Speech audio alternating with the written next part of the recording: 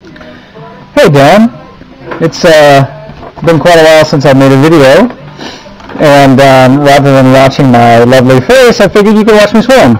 So this is up at St. Mary's one Saturday morning, and one thing I've been working on is trying to get a better grip on my technique and on things that I can do with my technique that will make me ultimately a faster swimmer. Because I think I'm in okay shape, but I want to get better. But I think one of the ways I can definitely get better is by bettering my technique. In fact, as I'm coming down the pool, watch. Imagine there's a center line running right up through the length of my body, up to the top of my head, and see my hands crossing that center line as my hands enter the water at the top of my stroke. Bad, because all that's doing is making my body twist funny, and I'm having to compensate for it. So that's one of the things I've been working on. But I was talking with the swim coach up at St. Mary's, who I'm becoming better friends with, and they've got an underwater camera system for it, analyzing stroke and technique. So we're gonna work with that this summer when the men's swim season's over. But so anyway, I'm still fairly into it. I'm swimming Monday, Wednesday, Friday, and then Saturdays. Monday, Wednesday, Friday with the Y by myself, and the Saturdays up at St. Mary's with the swim. This is actually with the master swim group that we're watching right now. But there's several swims coming up this summer that I'm really excited about. The first one's going to be Trinona, which is that triathlon that I did last year. And my parents are planning on being up here again, so hopefully my dad and I can compete together. The one that's in June, and then the week later is a swim up at Lake Harriet, which is a 5-mile swim or a 2-mile, 1-mile relay. And I would really like to do the 5-mile by myself, just to see if I can do it. I have swam up to 4 miles at a whack at the at the pool, so I know I've got the stamina for it. But open water is it's a different beast.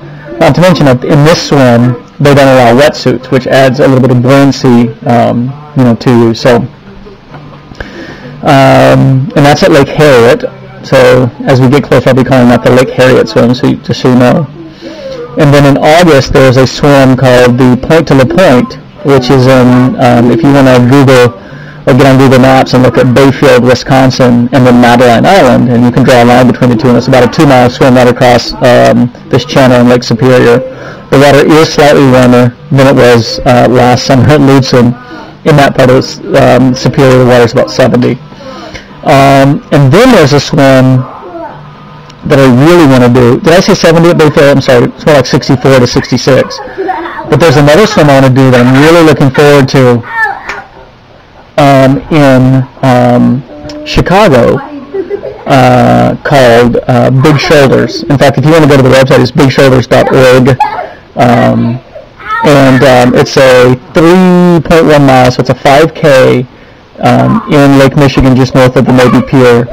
So I'm really looking forward to that one, and hopefully I can get some more people to do that with me.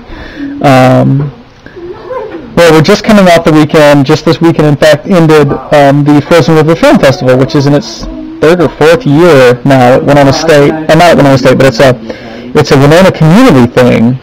Most of it's held at Winona State, but it's they have maybe 30 short films, anywhere from 5 minutes up to an hour and a half, that they show Friday, Saturday, Sunday. And they also have several, what they call cafe conversations at various cafes around town on various subjects. And there are lots of green and granola related, socially conscious, I guess, films. I mean, greener, I think would probably suffice. It would sum it up. But they had a kids set as well of five or six movies. Some of them were shorts. All of them were shorts. One of them was, I guess, 20 minutes long. But there was one that was just absolutely hilarious. So I want you to picture an auditorium that holds maybe 400 people, and there's about 300 people in this auditorium. And half of them are kids under the age of 8. Many of them under the age of 6. And they're watching this short 4-minute movie on great white sharks. Now I want you to stop this video right here and I want you to go to YouTube. So click on another tab, go to YouTube, and search for the Great White Shark Song. And I want you to watch that and then come back. Okay, so you're back. So imagine the part about the, surfers look like when the shark says, I've never seen a seal so fat and so slow. It's just, when you get all these kids' eyes getting big, it was absolutely hilarious. I loved it. My kids loved it. But I think that song would actually be perfect for you, Dan. I think you should sing. I think you should do a cover of that song. So, there was another movie at the festival that I really wanted to see and I didn't get a chance, called Big River Man. And it's about this guy from, he must be from Eastern Europe somewhere, and he's an endurance swimmer.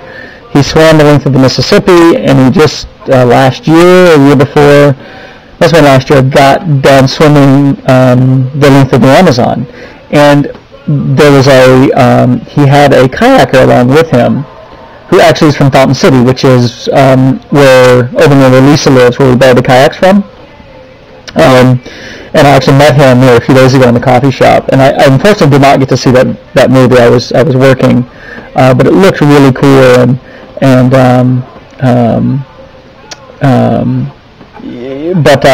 like I said, I got to talk to this guy who was the kayaker, and from what it sounds like is during this whole, I can't imagine how long this took, a couple of months, because he's swimming on average, he's swimming downstream, of course, he's swimming about 25 miles a day on average, and so how long did that take him? How long is the Amazon? So a damn long way, that's how long it is, but apparently they had a Heart of Darkness, a couple of Heart of Darkness moments on this thing where they just were going crazy. So really interesting. But that's the festival, and that's coming to an end. Other things of note is on the acting side, Duncan has been in a one-act play called Hush Little Celia, and it's the competitive one-act. I think I told you about it earlier, but his group, his team, took first place at their competition, and now they go on to sectionals, or regionals, I guess. Maybe it's sectionals. Anyway, they go on to the next level, and then from there they go to state if they win. So they're competing against 3 other teams up at this next group. So he's really excited. He's got the lead, and he's really done well. I wish I could show you any video from it, but unfortunately it's copyrighted play, and so there's no video allowed. But for me, there's a play coming up over at the Fountain City Players, again across the river, and they do a spring and a fall play. And their play is Harvey. I don't know if you know the story that Jimmy Stewart made it famous with the movie where he had the imaginary 6-foot white rabbit. But I'm going to audition for that, and that is next month. In fact, it's the same day as the closing of the variety show. So Duncan and I are going to be doing Who's on Primary, and we're really looking forward to that. I'm going to be the MC for it, along with a woman named Karen Dulac, who I know from the kids' school. So that's coming up the week after Valentine's Day, so we're excited about that. And also for Duncan with Perpich, the Arts High School, he's got his application in. It's all gotten there. He's gotten confirmation that his application is complete and there. So I think he's pretty excited. He's really looking forward to it. So hopefully that will pan out. And we'll find out. And he has auditions. He has to go up for an interview and an audition interview in March, and we'll know more then. And then I'll let you know. But of course, Shakespeare cranks up the last week of June, so hopefully he'll be in that one too. But anyway, so it's already a full summer of swimming, acting, etc., etc. So, and by the way, I don't think I've given you an update on my mom, but she's at home. She's in rehab now and is working on that, getting that arm stronger. But she's at least home. It's pretty messed up still, but yeah, she's getting there. So, but her spirits are much better, and I know she's happy to be home. And the rehab is causing a lot of pain, but with pain comes healing, I guess. So. All right, well, my time is drawing to an end, and I will, no doubt, talk to you soon.